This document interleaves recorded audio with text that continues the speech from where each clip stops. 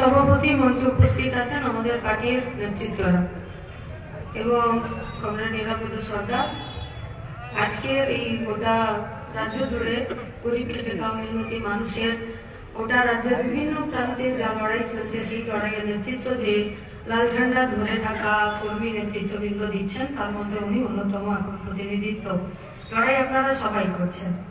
আজকের এই সভাতে অনেকজন অনেক কথা বলেছেন এবং সবটাই আমাদের কাজের কথা বলেছেন।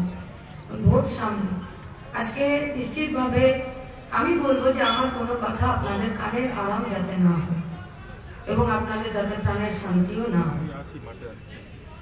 নির্বাচনের আগে খুব কঠিন পরিস্থিতির মধ্যে আমরা আছি। গোটা দেশ এবং রাজ্য জুড়ে এমন একটা পরিবেশ প্রতিদিন পাল্টে যাচ্ছে, যে পরিবেশে গোটা দেশে কি হতে চলেছে আমরা সবাই উপলব্ধি করতে পারছি, যে খাদের কিনারে আমরা পৌঁছে যেতে পারছি, কিন্তু কি হবে সেদিকে যেন একটা কোনো ধোঁয়াশার মতন একটা অবয়ব তৈরি হয়েছে যে এটা হতে পারে। আমার প্রথম আপনাদের কাছে কথা, যে इस लोकसभा चुनाव में कौन जीत सकता है उसके तरफ ना देखकर किसको जीतना चाहिए उसके तरफ देखकर हम लोगों को वोट देना भी चाहिए। हमारे के मुख्य ऑर्गेनाइजेशन का वोट देते हैं এই এক এবং পজিটিভ আমাদের কথা, পরিষ্কার কথা।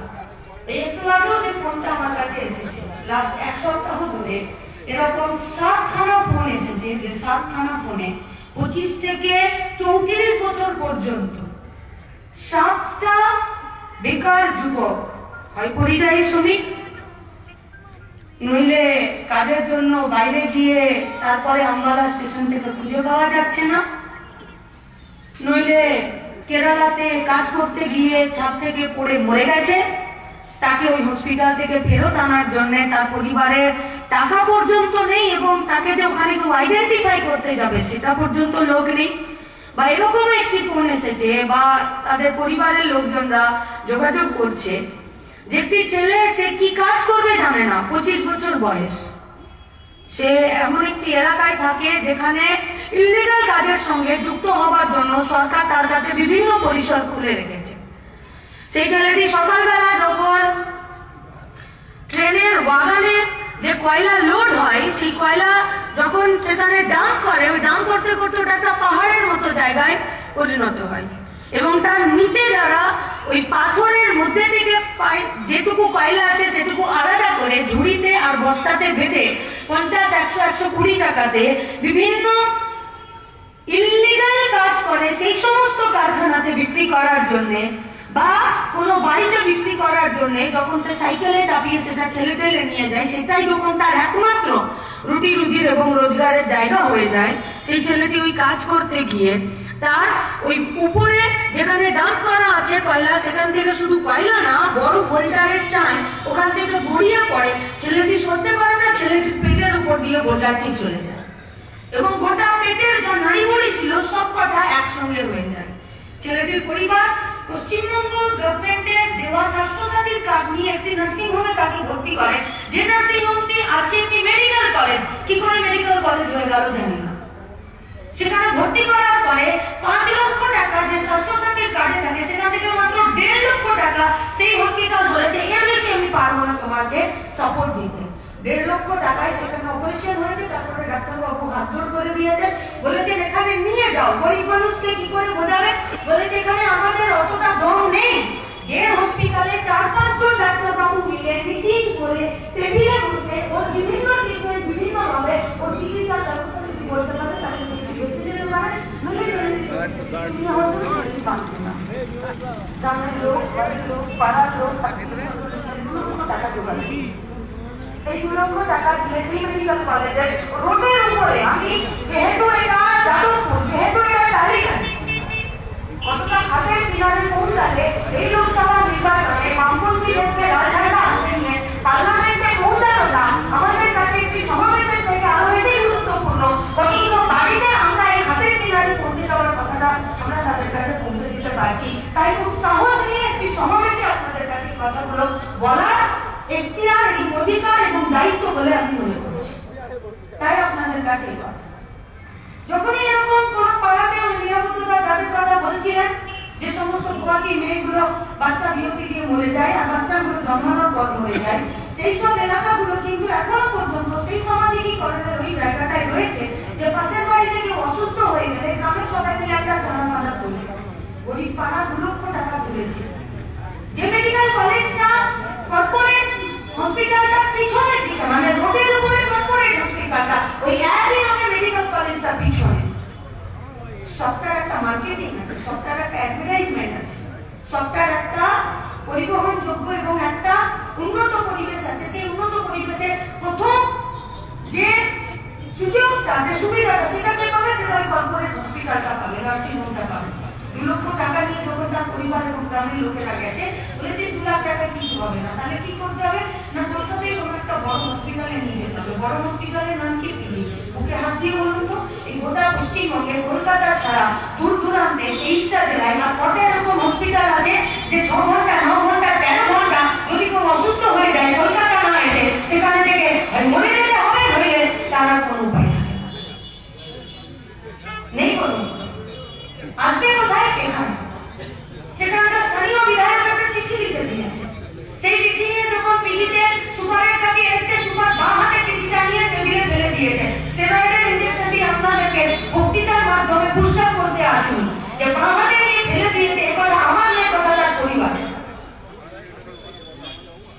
যে তৃণমূলের বিধায়কের চিঠিটা নিয়ে বাঁদিকে ফেলে দিয়েছে, পরিষ্কার বলেছে যে আমাকে একটা বেড দেখাও, যে বেড থেকে আমি পেশেন্টকে নামিয়ে তোমার পেশেন্টকে ভর্তি করতে পারি। আমার স্বাস্থ্যসাথী কার্ড নিয়ে কোনো প্রশ্ন নেই। সুপার সেদিনকে বলেছেন বেড নেই, কিন্তু তার 2 দিন পরে বেড পাওয়া গেল, সে নিয়েও কোনো প্রশ্ন নেই। ছেলেটি 9 ঘন্টা অক্সিজেন মাস্ক নিয়ে এবং একটা ওয়েল ডেকোরেটেড এবং আধুনিক প্রযুক্তিতে একটি অ্যাম্বুলেন্স ওই 2 লক্ষ টাকা ভাড়া করে আর এখানে পিজির বাইরে 24 ঘন্টা বাইরে থেকে কাটিয়েছে। এত বড় একটা ইমার্জেন্সি নিয়ে, সেখানেও আমার প্রশ্ন নেই। আমার প্রশ্ন হলো, ছেলেটাকে কাজ না দিয়ে পাহাড়ের মতো উঁচু হয়ে থাকা কয়লা ডাম্প করা আছে, সেখানে 1 ঝুড়ি 120 টাকার কয়লা বাঁচতে কে বাধ্য করলো ওখানে যেতে? আর কে বাধ্য করলো তার ওই পেটের উপর দিয়ে বোল্ডারটা চলে যাওয়ার পরও তার আর দ্বিতীয় বাড়িতে কোনো আর্নিং মেম্বার নেই? প্রশ্নটা এখানে। গোটা দেশ জুড়ে, গোটা ভারতবর্ষে, গোটা দুনিয়া জুড়ে, গোটা ভারतवर्षেर আজকের যা পরিস্থিতি, कोई परिस्थिति बस 2 लाइनों में बताया जा सकता है। ये दुनिया है 2 रंगी, एक तरफ है रेशमोड़ी, दूसरी तरफ है नंगी। नইলে পশ্চিমবঙ্গের জেলখানাগুলোতে বন্দি কয়েদি মহিলাগুলো প্রেগনেন্ট হয়ে যেত না। সম্ভব নয়। ফিল যদি করতে পারি পরিবারে পৌঁছাতে হবে, ফিল যদি করতে পারি আত্মবিশ্বাসের সাথে, সাহসের সাথে পাড়ার মোড়ে কথা আমাদেরকে রাখতে হবে। নিরাপত্তা বলেছেন যে অভাব অনটন সন্দেশকারী মহিলাদেরকে লোহার মতো শক্ত করে দিয়েছে আর বর্ম করিয়ে দিয়েছে যে আমাদেরকে বাঁচতে হবে আর সন্দেশকারীকে বাঁচাতে হবে। সেই বস্ত্র নিয়েই তারা তাদের যে লড়াই, সেই যে বুনিয়াदी জায়গাতে আমাদের কাজ হবে, जिस बुनियादी स्तर पर हम लोगों को खाने को ना मिलेगा, ना छत मिलेगा, ना तो शिक्षा और ना तो ट्रीटमेंट मिलेगा। बुनियादी स्तर पर मिलेगा। पूछिएगा सवाल लाइव सवाल समाज কেমন হবে?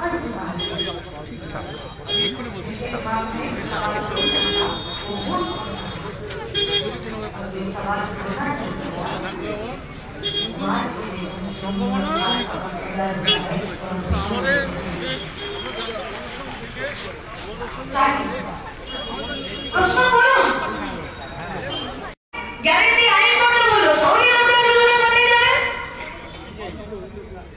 এই অঞ্চলে যে তহসিলদার আছে, বুঝিয়ে হলো কাছে সওয়াল।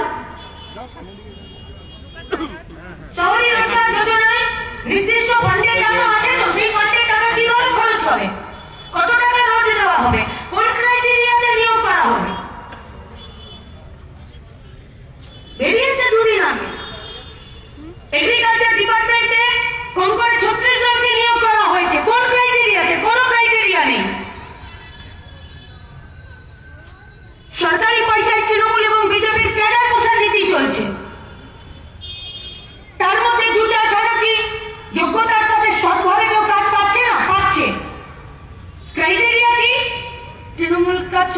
साथ साथ दो, नहीं तो इस चोरी से अपना नजर घुमा के रखो या तो सर झुका के रखो। এর বাইরে আর কোনো ক্রাইটেরিয়া নেই। চাকরি পাওয়া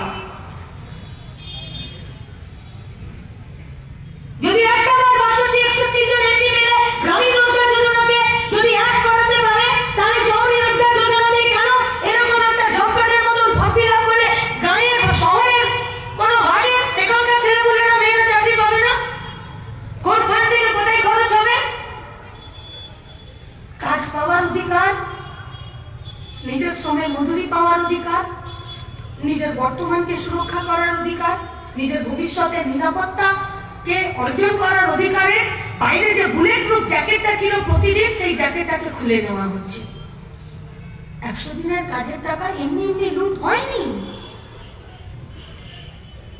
100 দিনের কাজের গ্যারান্টি অ্যাক্টকে সুরক্ষিত করার জন্য দিল্লিতে নির্দিষ্ট চেয়ার ছিল এবং গ্রামে ভিআরপি বলে একটা পোস্ট ছিল যার কাজই ছিল সোশ্যাল অডিট করা। দিল্লির ওই উঁচু চেয়ার থেকে গাঁয়ের ভিআরপি পর্যন্ত সোশ্যাল অডিট করবে। শুধুমাত্র 100 দিনের কাজের টাকা কে পেল না, কার জব কার্ড, কার ভুয়ো কার্ড, কার অ্যাকাউন্টে টাকা কার অ্যাকাউন্টে চলে গেল, শুধু তার জন্য নয়, আমার গত ট্যাক্স পেয়ারদের পয়সা, আমরা হচ্ছে আসল টাকার যোগানদার। গোটা ভারতবর্ষের গ্রামাঞ্চলের সেখানকার ছেলে মেয়েদের গায়ে গতর আর সরকারের টাকা, এই দুটো মিলে গায়ে কি সম্পদ হলো তাও তো ঠিক করতে হবে। নাকি পুকুর কেটে মাটি রাস্তায় ফেলে দিচ্ছে, আর রাস্তা কেটে মাটি পুকুরে ফেলে দিচ্ছে। এই অডিট করার জায়গা ছিল। ভিলেজ রিসোর্স পার্সনদেরকে রাজ্যের সরকার মমতা ব্যানার্জি বলেন যে তোমাকে আর সোশ্যাল অডিট করতে হবে না, তুমি পাড়ায় পাড়ায় গিয়ে মশা মারো।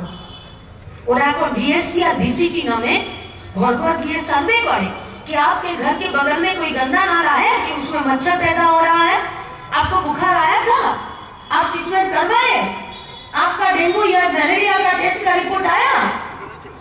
শুধু এইটা ওদের কাজ। ভিসিটিদের কাজ কি না স্প্রে করে যাও।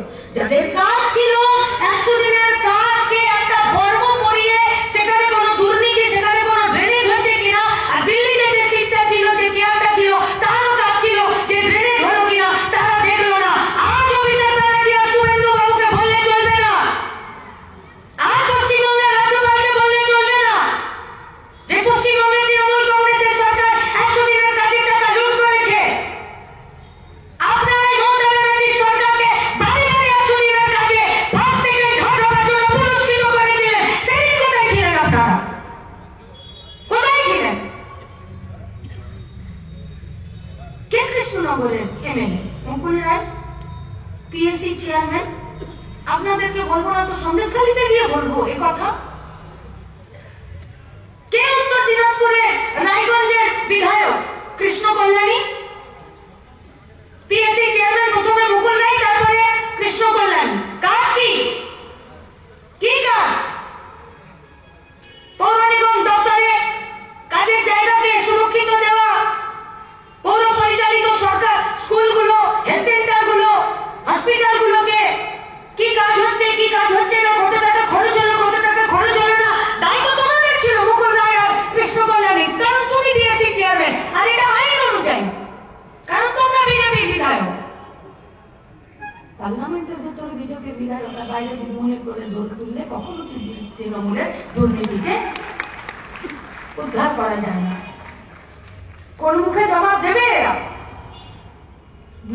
বিড়ালের ভাগের পিঠে বাঁদর খেয়ে দিয়েছে গল্প জানেন?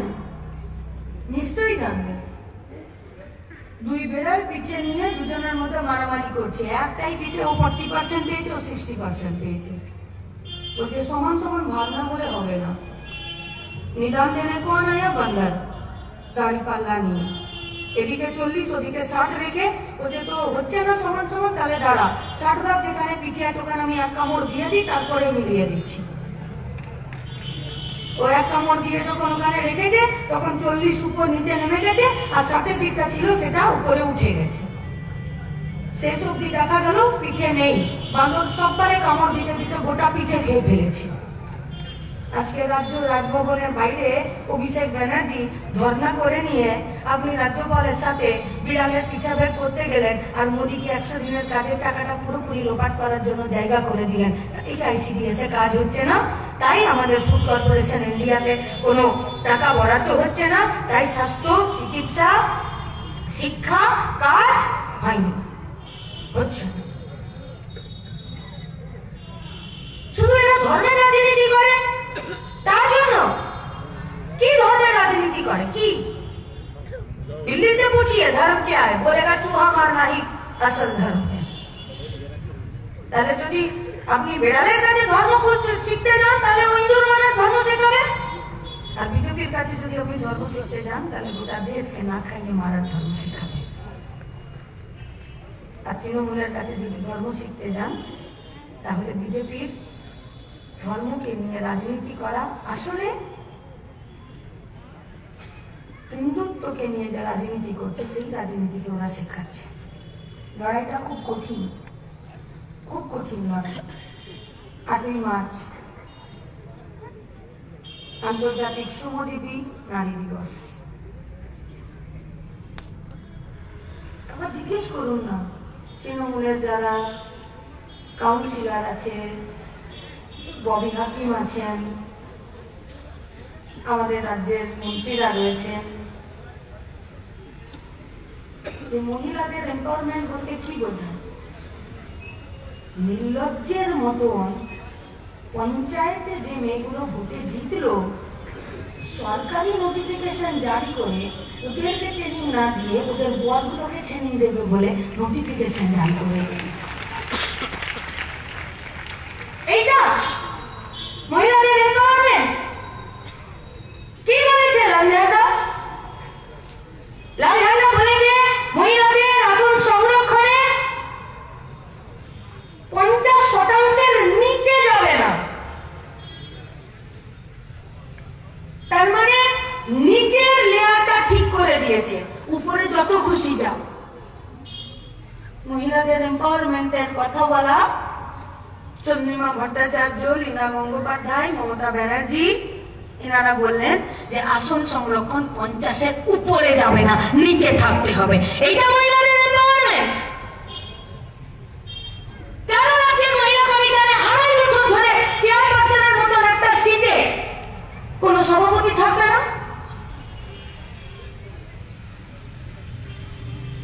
একবার গুগলটা সার্চ করুন আর মহিলা কমিশনের যিনি চেয়ারপারসন আছেন তার নামটা দিয়ে সার্চ করুন, দেখুন তিনি কোন কোন সিরিয়ালে প্রতিদিন ডায়লগ দিচ্ছেন। লাস্ট 2.5-3 বছরে এমন একটা পপুলার এবং প্রতিদিনের সিরিয়াল আছে যার ডায়লগ নিয়ে নিচ্ছেন। কখন কাজ করবেন? তাই তো মেজার থেকে ফিরে এসে বললেন কোন ধর্ষণের অভিযোগ নেই। তাহলে পুলিশ কেন কোন ধর্ষণের সেখানে ফায়ার করলো? কেন? কার সাথে বিচারিতা করছেন? কি ঢাকা দিতে চাইছেন?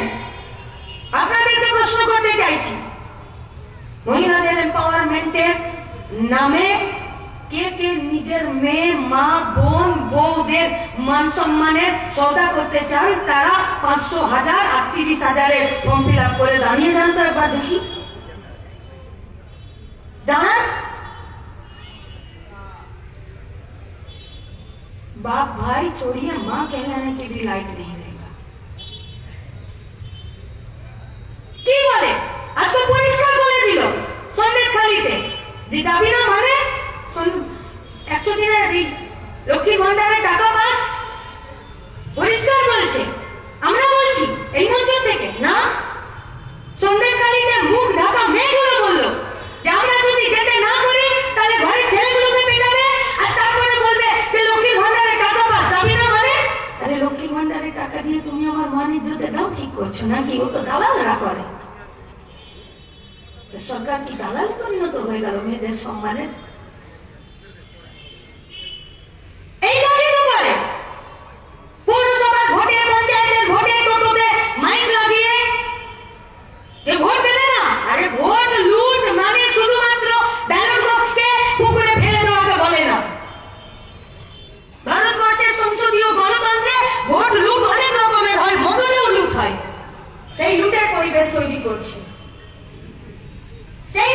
টাইম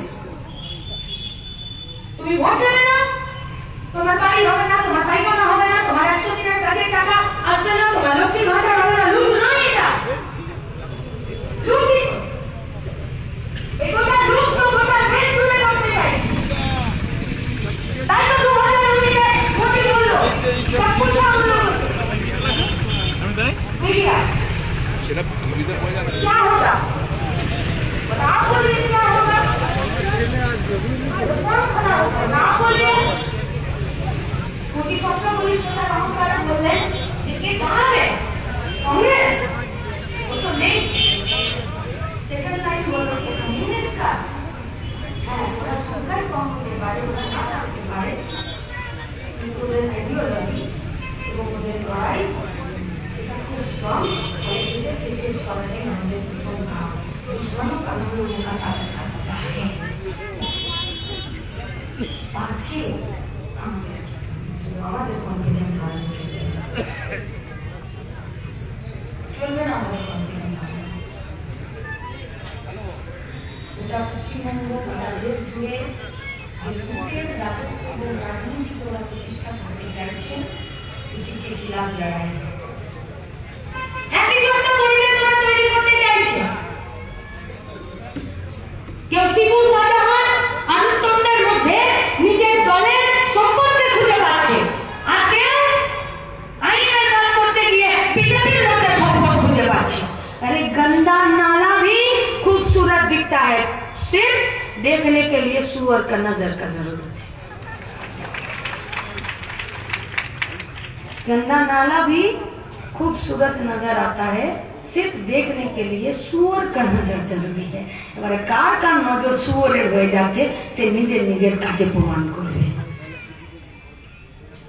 তাই লড়াইটা কঠিন। প্রতিদিন রুটি রুজির দাবিতে লড়তে গিয়ে, কলকারখানা বাঁচাতে গিয়ে আমাদের খাবার, আমাদের ছাদ, আমাদের শিক্ষা, আমাদের সুরক্ষা, আমাদের স্বাস্থ্য, আমাদের ভবিষ্যৎ, আমাদের প্রজন্ম, এই সবটাকে বাঁচানোর জন্য খুব কঠিন লড়াইয়ে আমাদেরকে নামতে হবে। আর পশ্চিমবঙ্গের বিভিন্ন আনাচে কানাচে প্রতিদিন উৎসাহ ভরে গরিব খেটে খাওয়া মেহনতি মানুষ কোমরে গামছা বেঁধে আর তারা এই লড়াইয়ে দেখাচ্ছে। তাই সন্দেশখালী, তাই পালকি, তাই পাঁচলা, তাই খড়গপুর প্রতিদিন লড়াই হচ্ছে। ওরা তো বুনিয়াদি জায়গায় হাত দিয়েছে, জমি লুট করে নিতে চাইছে। এই ওয়ার্ডেও এখনকারও দুটো ওয়ার্ডে দেখা যাচ্ছে। শুধুমাত্র সন্দেশখালীতে শাহজাহান বিএলআরওকে পিটিয়ে বিএলআরওকে পকেটে গুঁজে নিয়ে আর জমি চরিত্র না পাল্টে দিয়ে আর জমিকে দখল করে নিচ্ছে না। পাট্টা দিয়েছিল বামপন্থী সরকার, যে পাট্টাগুলোকে রেকর্ড করাটা এখনো পর্যন্ত চলছে। বর্গাদারদেরকে, ভূমিহীনদেরকে, বাস্তুহীনদেরকে, উদ্বাস্তুদেরকে। আর আজকে তৃণমূল সেই পাট্টা আবার 100 জনকে দিয়েছে, সেখানেও ভুয়ো পাট্টা দিচ্ছে। 113 না কি বলছে বলে দিবেন সুব্রতদার। সুব্রতদার ওই কথাটা শুনে আমার ওই কথাটা মনে পড়ে গেল। আমার বাড়ি কুলটিতে, কুলটি স্টেশনে টাঙ্গা আছে, টাঙ্গা ঘোড়ায় টানে। এখন তার ঘোড়া পাওয়া যায় না, ঘোড়া আর গাধার মাঝখানে খচ্চর পাওয়া যায়। তো কুলটি স্টেশনে নেমেছি, নেমে ঘোড়ার গাড়িতে টাঙ্গার গাড়িতে চেপেছি। তারা আছে খুব, যাব কিছু দূর গিয়ে টাঙ্গাটা দাঁড়িয়ে গেল। টাঙ্গাওয়ালাটা নামলো, নেমে ঘোড়াটার সামনে নাচতে নাচতে কি সব করলো। তারপরে ঘোড়াটা আবার এসে চাপলো, আবার ঘোড়ার গাড়িটা টাঙ্গাটা কিছু দূর এগোলো। আবার কিছু দূর গেছে, 2-4 মিনিট, গাড়ি দাঁড়িয়ে গেছে। আবার টাঙ্গাওয়ালা নেমে ঘোড়ার সামনে নাচছে কুদছে, আবার 2-4 মিনিট যাচ্ছে, আবার দাঁড়িয়ে গেছে। তৃতীয়বার যখন দাঁড়িয়ে গেছে তখন সব প্যাসেঞ্জারের সাথে আমরা সবাই বিরক্ত হয়েছি যে হচ্ছেটা কি। तখন वो बोलছে যে देखो सवारी तो ज्यादा नहीं मिलता और पिछले कुछ दिनों से यहाँ शादी का मौसम चल रहा था, इसीलिए मैं मेरा टांगा और घोड़ा को बाराती में भी ले गए थे और उसका ये फितरत हो गया कि बाराती का नाच देखे बगैर वो आगे नहीं जाता। তৃণমূল পাট্টা দেবে আর দুর্নীতি করবে না আর ভুয়ো পাট্টা দেবে না, এ তো হয় না। বিনা ঘুষে, বিনা দুর্নীতিতে, বিনা ভুয়োতে ওরা এগোতে পারবে না। তাই 2026 আর 2027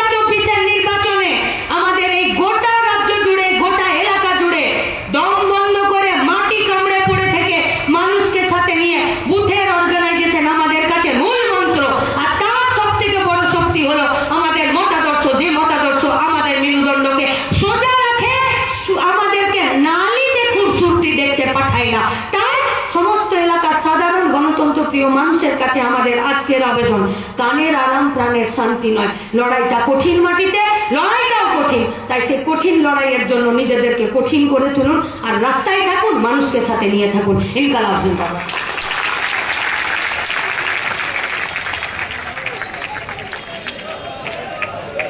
আপনারা যাবেন না।